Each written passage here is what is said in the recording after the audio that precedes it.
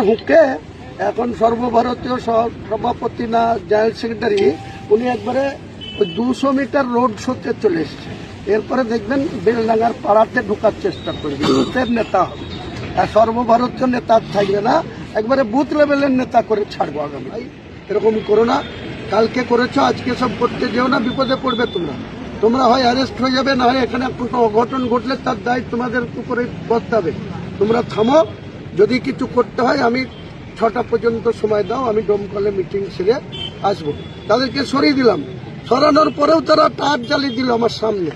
সেখানেও পুলিশ প্রশাসনের লোক টায়ারের আগুন নিভালো, আমরাও দাঁড়িয়ে থেকে নিভিয়ে গাড়ি চলাচল করে তারপরে গেছি। কেন তারপরে আবার উচ্ছৃঙ্খলতা করা হলো? আজকে 30 জনকে ডিটেন করাচ্ছে, এখন সার্ভার কায়েম, তাদের সব নথি দেখছে। কখনো আমরা আন্দোলন করেছি, কখনো অবরোধ করেছি, কখনো থানা ঘেরাও করেছি, বিডিও অফিস ঘেরাও করেছি, পঞ্চায়েত ঘেরাও করেছি, আন্দোলনের মধ্যে দিয়ে প্রতিবাদ করেছি। কিন্তু এইভাবে একটা ন্যাশনাল হাই যখন তখন আমি অবরুদ্ধ করে দিলাম, এটা তো কোনো নিয়ম হতে পারে না, এটা তো কোনোদিন সমর্থনযোগ্য কাজ হতে পারে না। লোকসভায় ওই ইউসুফকে আরেকবার দাঁড়াতে বলেন, তারপরে ওকেও পরিযায়ী শ্রমিকদের মতন ওই গুজরাটে পাঠাবো। ওরে বাবারে, রাজপুত্র না, কদিন থাকে রাজপুত্র সেটা দেখবো। বহরমপুর শহরের যানজট হোক, সেটা তো ওনাদের দেখার দায়িত্ব নয়।